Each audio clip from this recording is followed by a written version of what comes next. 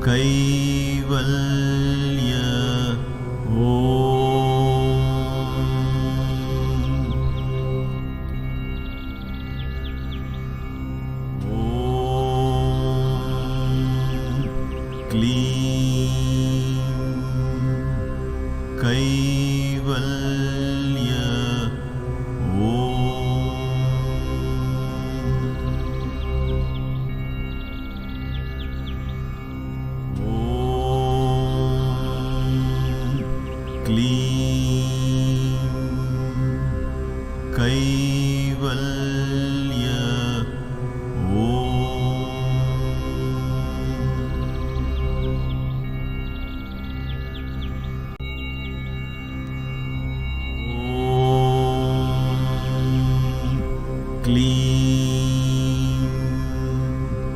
Kaivalya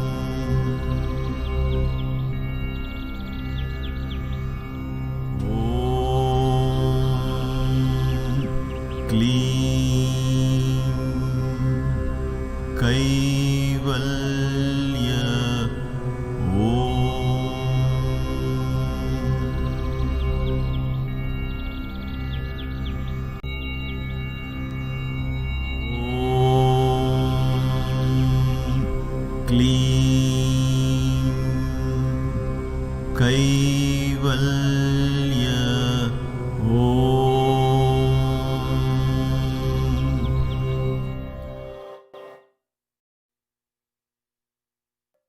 Namaste. Let's chant 3 Oms and begin the class.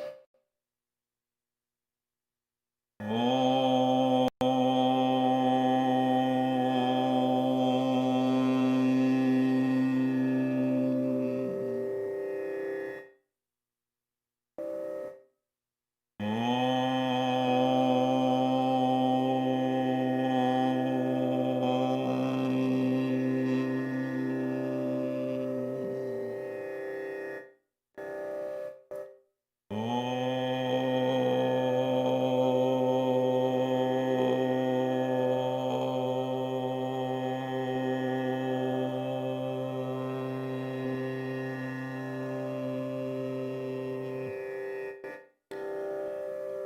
Shri Gurubhyo Namaha Harihi Om.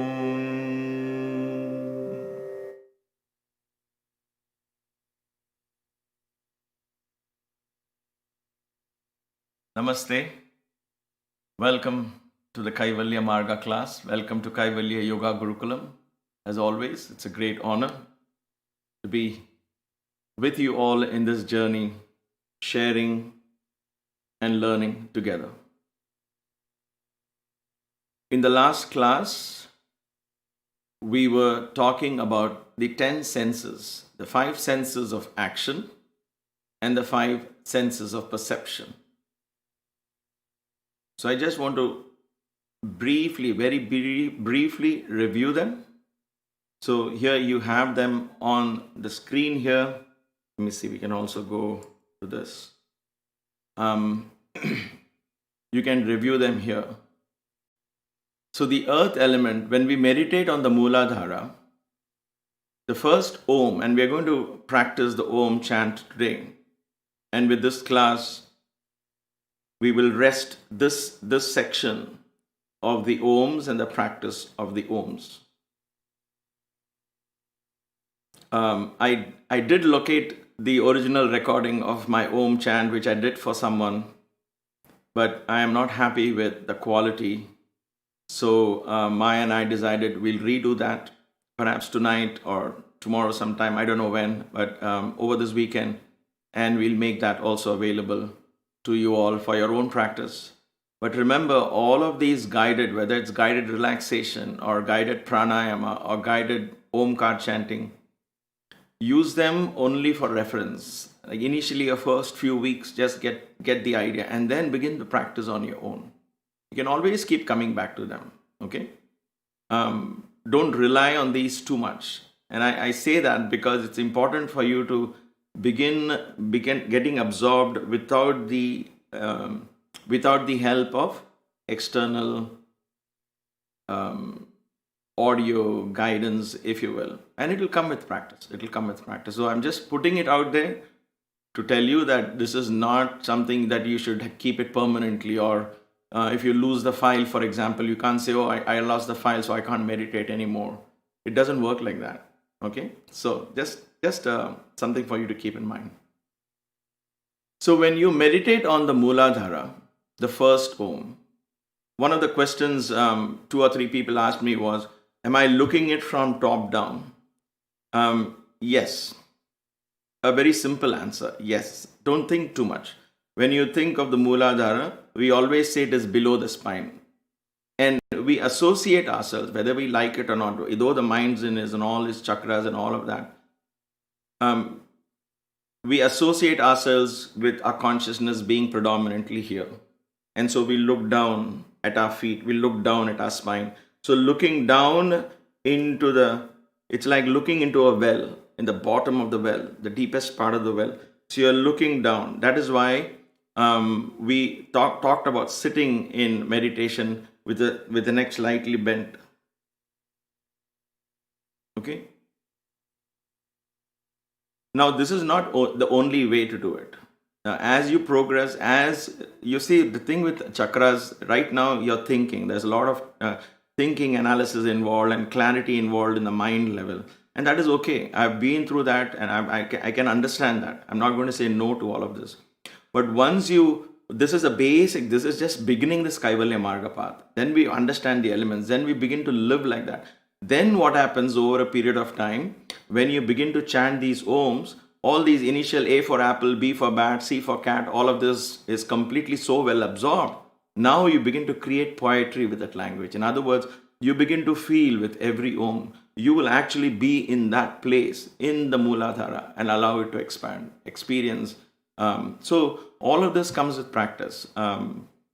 So just begin, and practice will open so much clarity. Don't try to get everything clear on paper to begin. It's good you asking questions, and it's good to take those initial steps, but don't get caught too much in that. Say, let me practice, it'll make sense. So yes, the answer to that is you look down at the mooladhara and you meditate on the base of the spine. So when you meditate on the first Om, you locate it. Where is it? Where is the mooladhara? We locate the mooladhara in the base of the spine, in the region of the anus rather. So you know anus is the physical organ, right there. Then you meditate, the second Om is the earth element. The buttocks, the thighs, the legs, the muscles, connect that. The earth, the feet is connected to the earth, go into the earth and connect with the earth. So like that, you can improvise on your visualizations. There are so many ways to visualize and merge with every Om. Just expand and visualize. There's a difference between thinking and visualizing. Visualizing is once I got I have to think of the earth element in my body and the connection with the earth outside. Let me visualize. And so visualization is like a movie that you're running in your mind.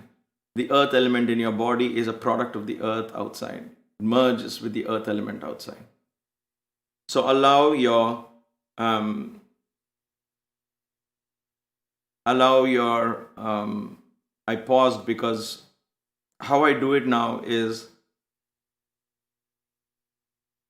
when you chant the Om of the earth element, for the earth element, you allow your body and your muscles, all that I consider the earth, to just all the atoms and molecules to merge with the earth element.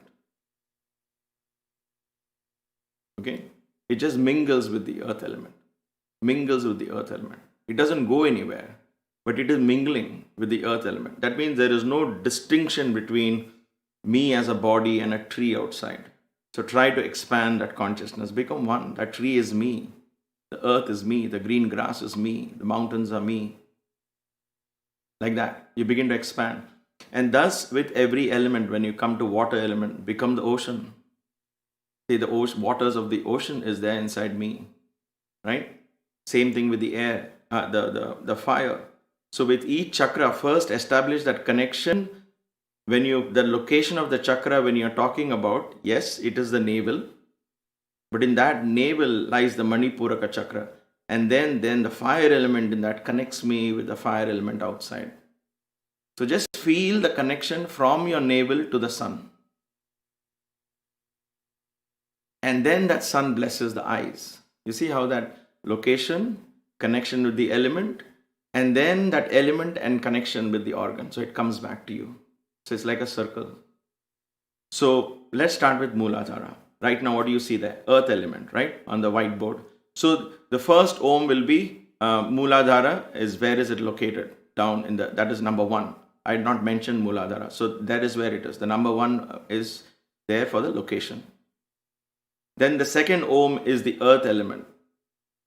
So there the consciousness expands and merges into the earth. And the earth is recognized by your nostrils. In other words, like I said earlier, right? Anytime there is matter, the only way to recognize, in addition to all of this, the other things is you can smell it too. When you smell something, you know that there is something. That's why dogs, even if they are blind, they can find their way through. How? Because of the sense of smell. They know objects exist because of smell. That's why they use for drugs and drug trafficking or drug sniffing, whatever that is. Right? So they use that because by smell, they know something is there. So connect your sense of smell. Let the earth bring back the sense of smell. Find your sense of smell and the connection with the earth element. So 3 Oms. Then go to the location of, the number 2 is the location of the Swadhisthana, just in the region of the sexual organs. Right? And there you connect to the water element and the water in your tongue. So like this, each of them, begin that connection, begin your consciousness to expand and come back and feel the connection between your sense organ and that water element outside. And that's it.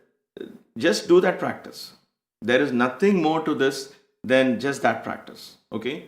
It's important you understand, where am I here? Okay. It's very important for you to understand that, okay, then should I think this? Should I think that? Where should I go? Don't worry about all that. See, it's very important for us in our normal day-to-day understanding to establish a deep-rooted connection back with the universe around us, with the 5 elements around us. That is not different from me. That is an extension of me. That and this are the same. Tat Tvam Asi. That thou art. When they say that thou art, we might understand this is a statement from the Vedas. That thou art. That doesn't mean some abstract, also it means, but not restricted to some abstract superconscious state. That is also there. But everything that you point as that is you. A tree, a plant, a person, a thing, everything out there that you point, your fingers go there. Baba would say you point one finger there, 3 fingers point back at you like this, right? So it comes back to you. In other words, there is a connection between that thou art. Tat Tvam. That is what the Veda says. That thou art. You are that. So what do you mean that? That is all you, right? That understanding is what we are going to just practice. Just practice being in that understanding. And get clarity every day. That's all. Just like you eat this food. What is this food going to do? How will what will happen to my next meal? All that you don't worry, right? At this moment, you are enjoying a meal and you're saying, wow, it needs more salt or it's fantastic, extra. You need this, you need that. You're completely engrossed in the meal and you finish the meal and we are very happy and satisfied. That is the aim of this practice, establishing a deep foundation and every day getting in touch with the universal elements. That's all. Okay? This is nothing to do with kundalinis and chakras and all of this. Is just creating an awareness which is actually existing. That's all. It is nothing mystical about it. Simply going back to the roots and establishing a deep-seated connection between you and the cosmos around you. That is the purpose of this practice. Now, there was also a question that whether these chakras, what do you mean by activating chakras and cleansing chakras? Can chakras become overactivated and all that? So we will understand some of these things when we go further into chakras much later.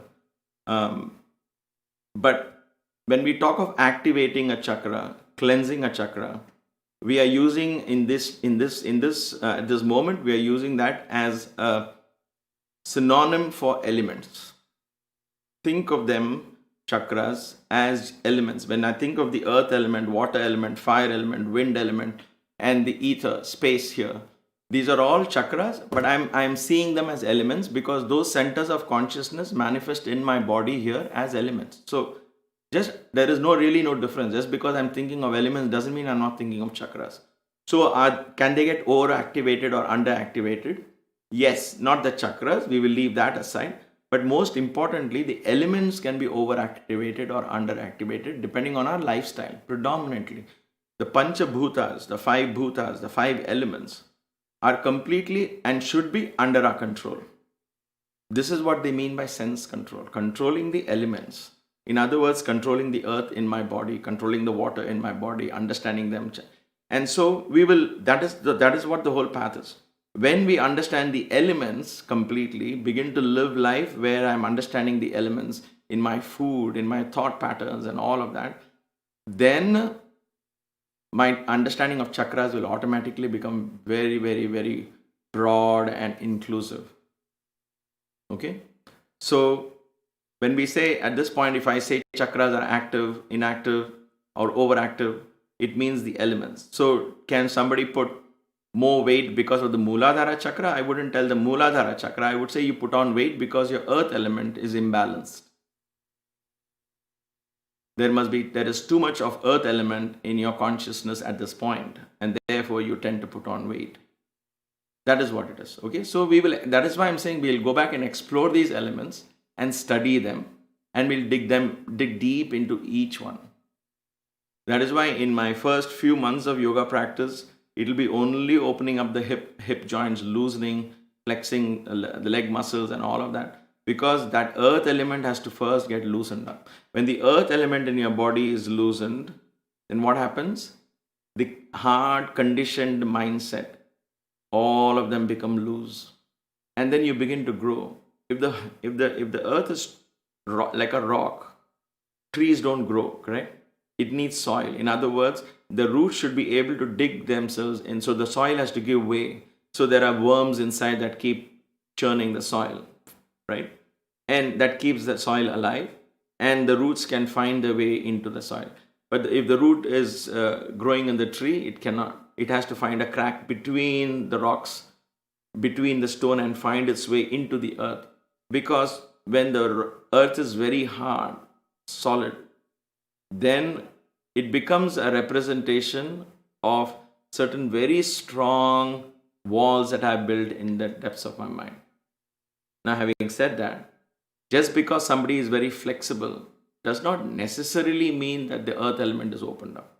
But look at children. They have no conditioned mindset yet. At the age of 3, 5, 7, right? Up to 13, 14, 15. After that, in the teenage, they start saying, this is what I want. I know what I want and all of that. But before that, they are very flexible. You call them to something, they will just come along with you, no questions. That's the best golden age, as they call with children. So the point here is, why is that so? Because the earth element is very very fluid, if you will, non-earthy. In other words, loose. So it's like clay. You can mold the clay. And then the clay becomes hard. Then we become conditioned in our mindset. This is what I like, this is what I don't like, So in yoga, what happens? In yoga, I try to reverse that process and go back to making this hard ground back into clay. So I can mold it for spiritual experience. That is why I like yoga. Now, there are many ways to do this. Many ways to do this. For example, in deep bhakti, in devotion, in deep meditation, all this is also possible. But for me, yoga makes it very easy to understand. And when my body begins to experience that, the brain says, aha, this is what is loosening of the most difficult parts of my body. If I can loosen, then I can loosen the most difficult parts of my mind. Right? So that is what it is. If I approach and work with a weak spot in my body, which I'm afraid to work on, but if I work on it gently and approach it and control it and bring it under my control, then I am also indirectly getting the ability to work with a weak spot in my mind, basically looking at the ghost in the closet and doing it even unconsciously, because working with the body is actually working with the mind, because the body and mind are so interrelated. They're not separate watertight compartments. Where does the body end? Where does the mind begin? Where does the mind end? Where does the spirit begin? So these are all layers within layers within layers. So that is how I understood the path of yoga. I practice the path of yoga, and that's how it's helped me. And so when you meditate on these OMs, just enjoy the visualization, and slowly all of this will begin to make sense. So yes, excess of elements in your body, imbalance of elements in the body is what causes diseases. So we try to rectify these illnesses by bringing the balances back, whether it is psychological, whether it is physical, whether it is spiritual, all of that are related to, let me take that back, 1 second. Whether it is psychological or physical. Okay, spiritual, there is really no illness in spiritual. So let me take that word back. Mental or physical imbalances are created because of imbalances in these 5 chakras, in these 5 elements. Once we understand this and their link and then apply that in our life, all these imbalances begin to cease. And with the practice of yoga and meditation and pranayama and all of these begin to help in bringing these elements back into balance, including devotion, including mantra chanting, including puja. That's where we're going to explore. That's why the Kaivalya Marga path is all inclusive. All inclusive. We approach this from all sides. And because once the balance is achieved, then through that balance, you're able to escape into and get glimpses of the Turiya Avastha, meditation, explore higher dimensions, and explore life in other dimensions, energies of the other dimensions. All right. So what we will do today is we will practice the Om. And I will be chanting it. And if you are watching this right now, and if it's possible for you, I strongly urge that you sit straight. Use a block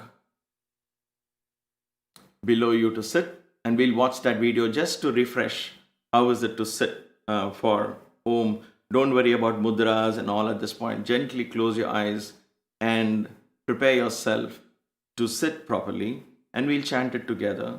I will simply mention the words for each of these Oms before, not talk too much in between. Just say mooladhara, swadhisthana, the region of the sexual organs, swadhisthana, the sense of taste, like that. Just these, what you see in the slides is what I'm going to say. You can keep your eyes open and watch the screen if you wish to, or close your eyes and simply try along. I won't keep the Oms too long for this session. I'll just keep it maybe 15-20 seconds. I don't know. We'll see how that goes. All right. Before I go there, and then at the end of that, we will just speak briefly and we'll end the class. practice. That is the key to this Omkar sadhana. So we spent 6 classes studying this. Now it's time to bring that into practice. So let me play this video clip for you all on how to sit. We have already done that. It's a 5-minute clip. Bear with me. If you haven't seen it, it's worth seeing again. That also, for those of you who have seen it, gives you time to go and grab a seat or adjust yourself and sit straight and prepare yourself mentally. And then we'll come back to this screen, and then we'll go into the slides where you will listen to the Om chant. Namaste. This is a short video to understand better how to sit for meditation, and in this case, since we are doing the Om chanting, how to sit for Om. So this is a general thing. There are many other asanas to sit. I'm not going to cover all the asanas, but just to cover some important points as we begin the practice of sitting and chanting the Om. One has to understand, for the Om, you need to take a deep breath and breathe out. So important thing is the spine should be straight. The main focus is in this part and in this part of the spine here. So you notice that I am sitting on something. I am not sitting on the ground like this. You don't want to sit on the ground like this, because it is very difficult for us to sit straight for a long time comfortably. We are not designed to sit like this. Ancient people used to use a plank to sit on, and this is what I use. You can always use a small plank. This is about a couple of inches from the ground here, if you see. But when you place it at a height below your butt, then your body is automatically, you begin to lean forward. There is support for your lower back. So you can use a plank like this. These are some beans inside. It's called the Zafu cushion. I got this in Amazon just to show you. This also exists. This is not soft foam. There are beads inside. There are seeds inside, right? And so when I sit on it, I don't go all the way down. It's not foam, so it gives me a lot of height. Makes me very comfortable. The blood continues to flow here, more importantly. So you can sit very long periods. You can just sit simple cross-legged also in this pose for a long time and practice 45 minutes to an hour without feet getting cramped. So there is an option between these. If you have a yoga bolster, you can sit on the yoga bolster. I'm just showing you all these options exist, right? Then you have these household things. You have a stool for those of you who cannot sit down fully. Then you have this. You can use this to sit comfortably. See, my back again is comfortable and straight. So you can do the Om chanting like this. You can do meditation like this. Important things are the back is straight and the feet are crossed. When the feet is crossed, the energy begins to circulate in the body. You don't want to be seated like this and chanting the Om. This is like I'm ready to get up when this is over. That's the kind of body language you get, right? But this way, you tell your mind that I'm seated here. I'm not getting up and going anywhere. So, one last thing. Even if you are using a chair, sit on the edge of the chair, not on the back like this, because this crushes your lungs. You want to sit straight. Watch my feet. I turn my feet like this, and I sit tall and straight. You can keep your hands like this, like this. We'll cover mudras and all as we go along. You can keep however you want at this point. This is where you want to sit. The first important thing is this. The second important thing, however you're sitting, right? So we covered that. So the second important thing is you keep your neck. You're sitting tall and straight. Spine is straight. Spinal cord is straight. But the neck is slightly tilted forward. So you watch this. My spine is straight, but my neck like this. So I breathe in.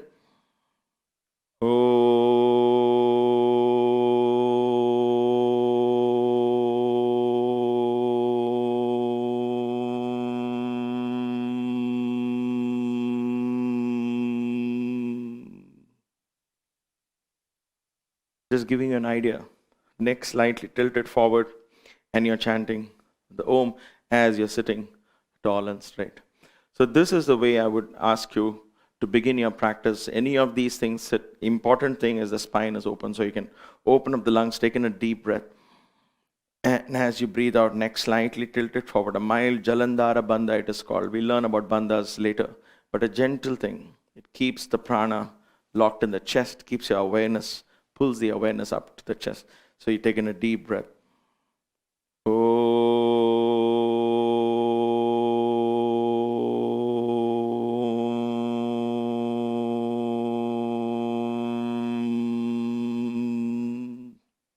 And you keep practicing the Om.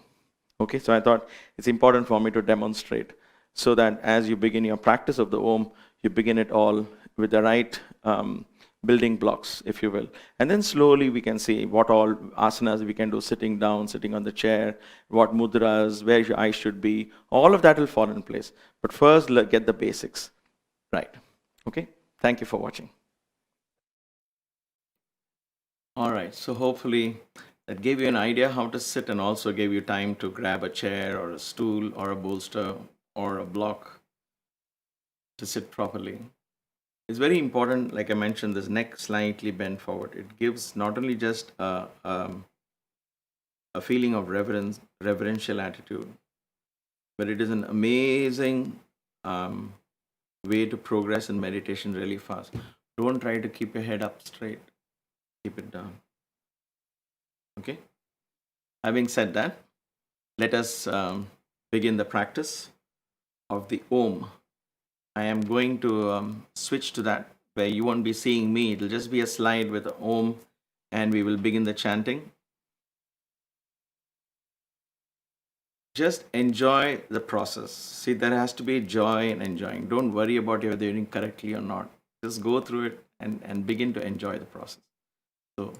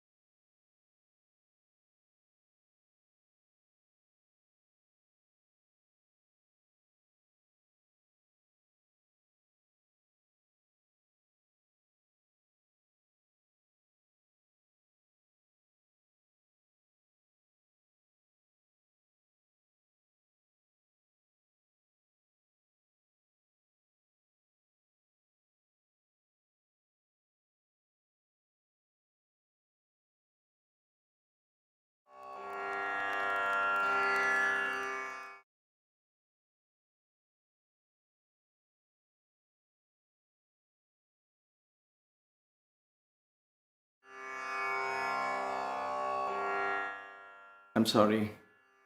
I believe you're not getting the audio. Nothing is coming? Let's try. I'm so sorry. Apologize for this. So now it's coming.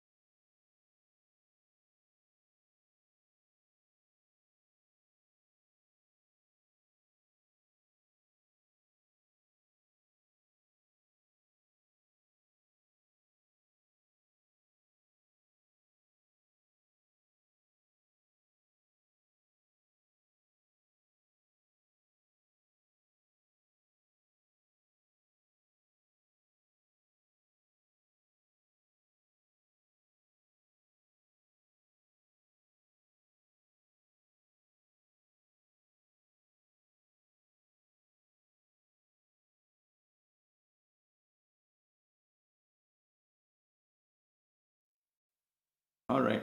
Okay. There seems to be some technical problem. So I'm not sure what would have caused that. What we will do, therefore, is just chant it directly like this. Let me at least put this on. This might help. All right. Once again, let's try this one more time. Let's see how that goes.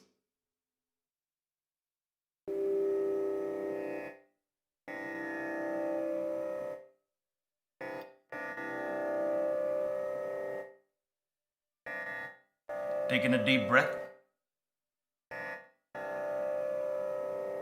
Mooladhara, base of the spine.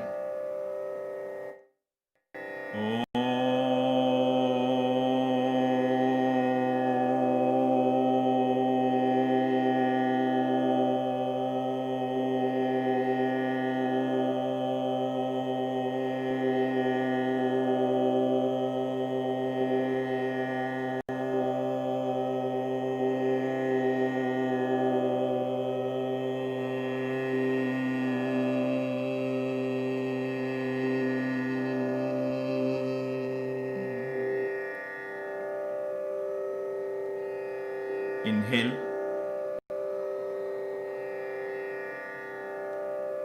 Mooladhara, the earth element.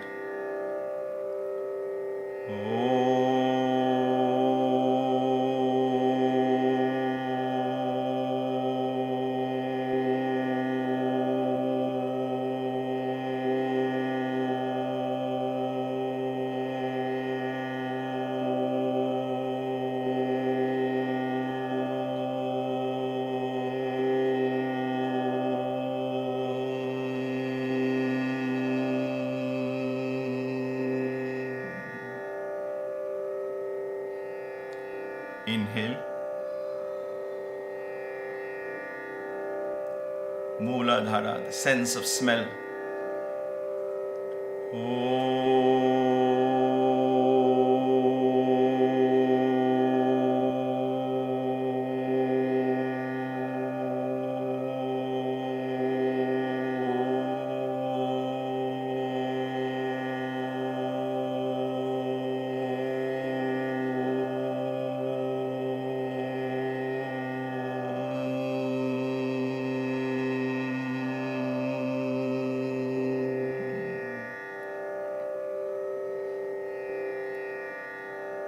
Inhale, Swadhisthana, the region of the sexual organs.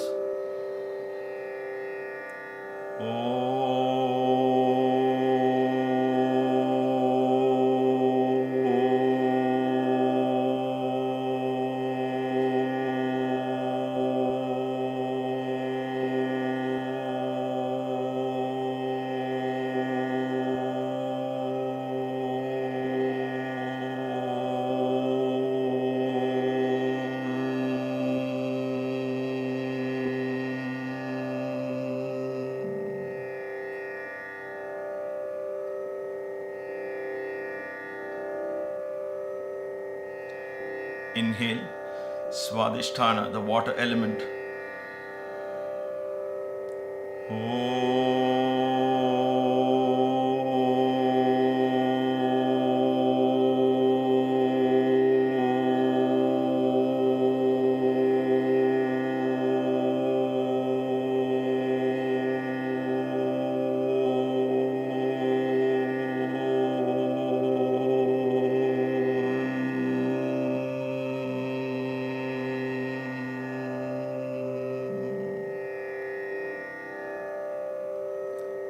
Inhale, Swadhisthana, the sense of taste.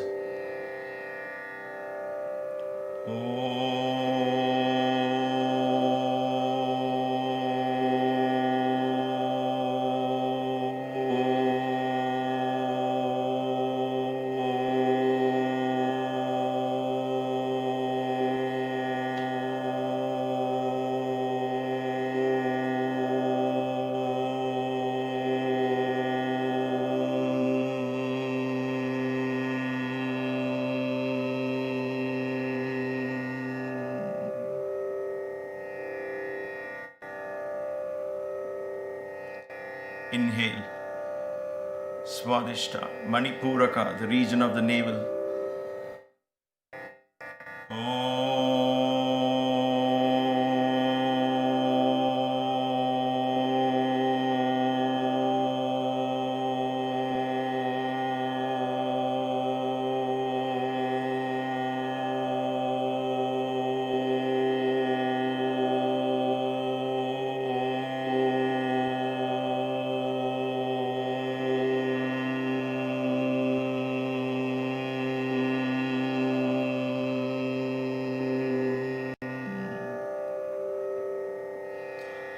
Inhale, Manipuraka, the fire element.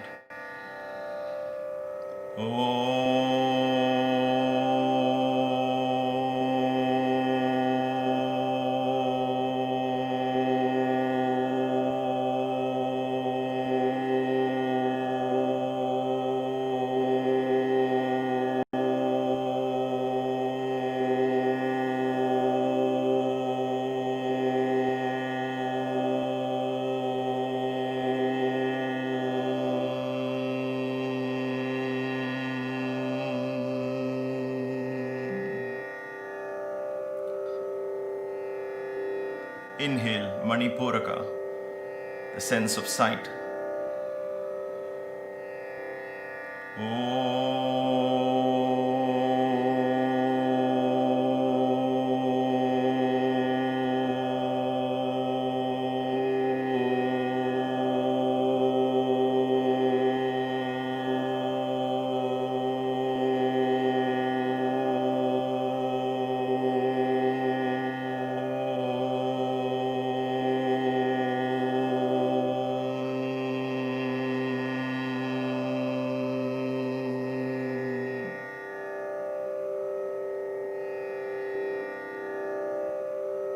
Inhale, Anahata, region of the heart.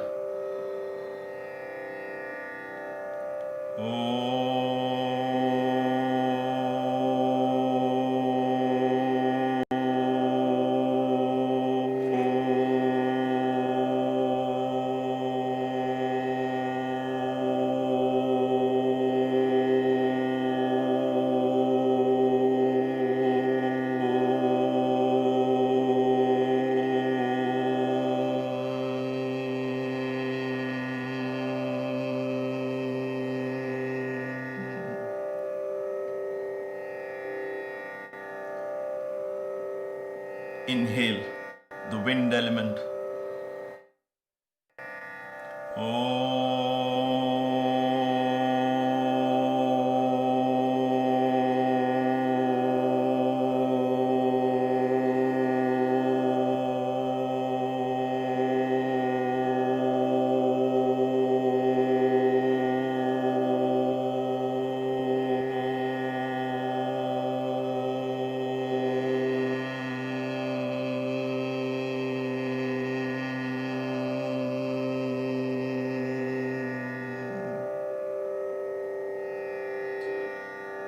Inhale, sense of touch.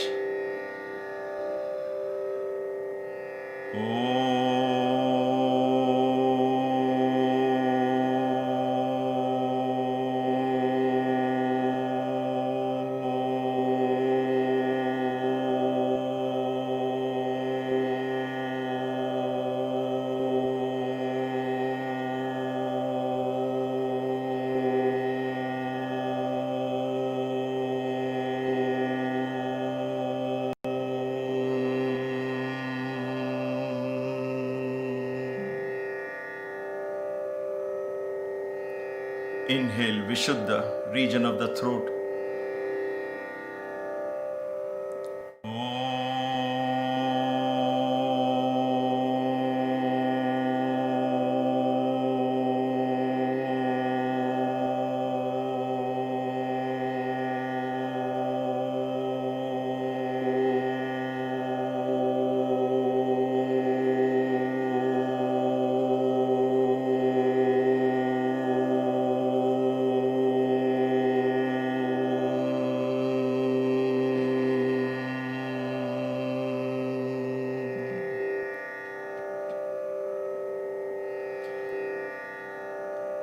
Inhale, Vishuddha, space element.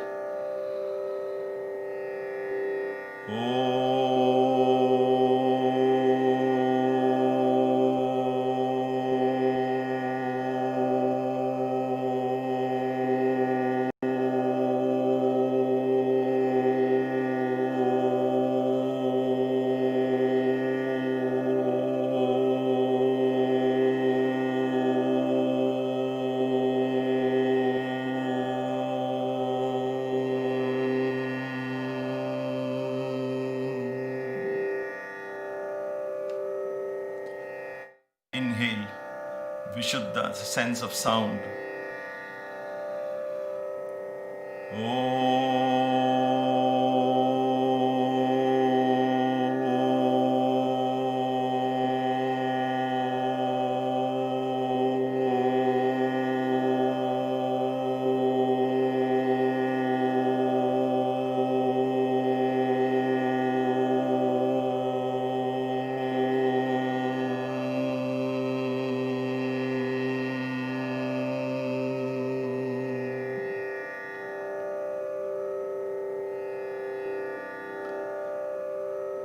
Inhale, Agnya Chakra, between the eyebrows.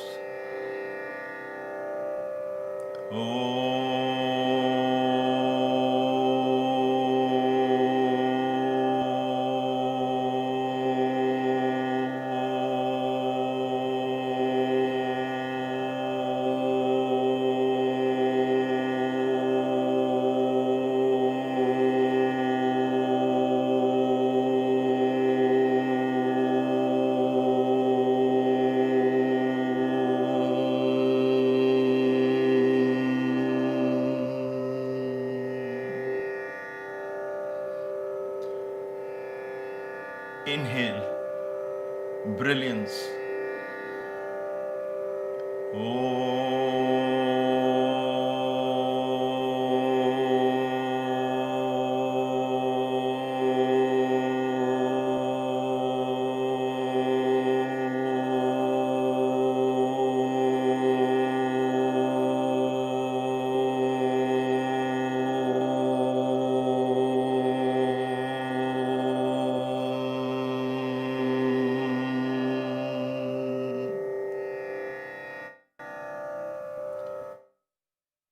Inhale, Satya or truth.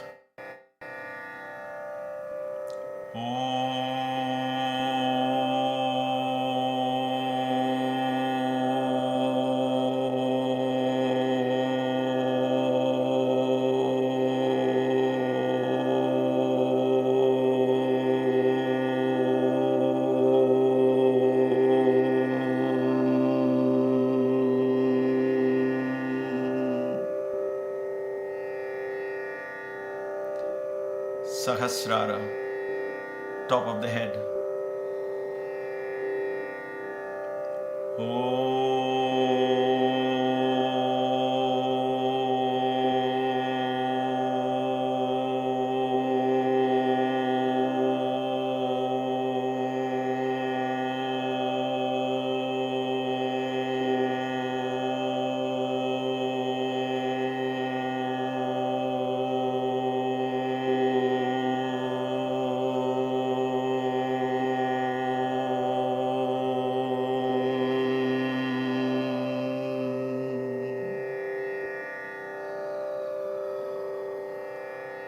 Sahasrara, Ekam, the one.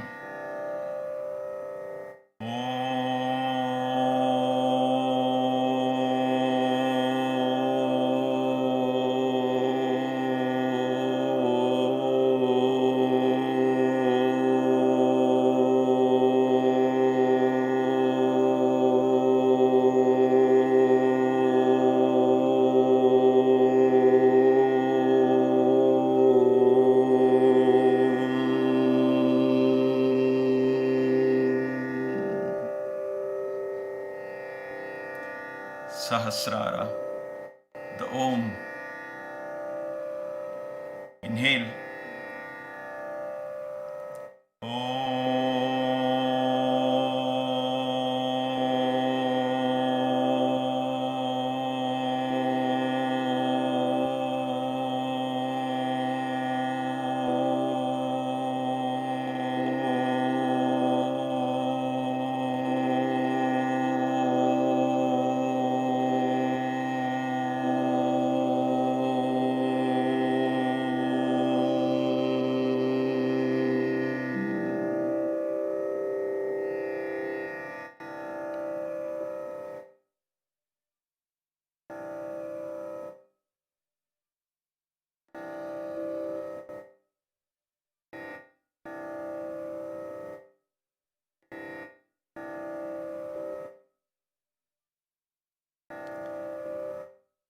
Shanti, Shanti,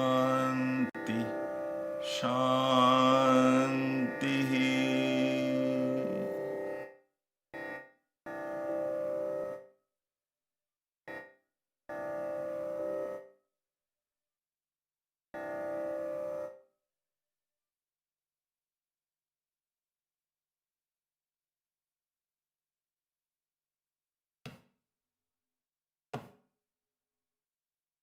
This was a short session to give you an idea of how one could begin this practice, how you could begin this practice of chanting the Om. And with every Om, slowly just imagine, visualize the meaning, the energy of each of these centers of consciousness.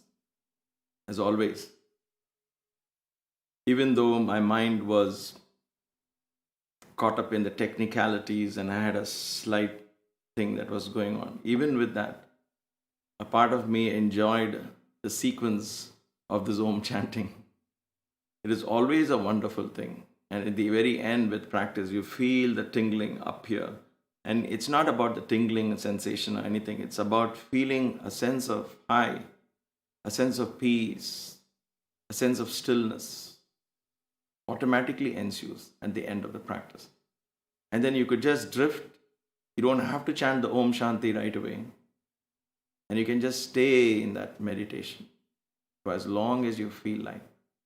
And once your mind starts drifting and coming down and you start thinking of every day, in other words, the other centers begin to slowly pull your consciousness back. Then you end this with Om, Three Shantis. So I wish you all the very best in this sadhana, in the spiritual practice. This is the first step we have taken in the Kaivalya Marga. In the 6 classes that we have conducted, we have understood a little bit of this divine vibrations that Om can bring into our lives. Let us hope the divine Guru, the cosmic teacher within each one of us, opens the doors and guides us. So on this eve of this Guru Purnima, I'm very, very, very grateful that the divine Guru has allowed us to chant these Oms and practice these Oms. Please keep up your practice. Until we meet again, have a blessed time. Have a wonderful day. Stay safe. As always, we bring this class to an end with 1 Om and 3 Shantis.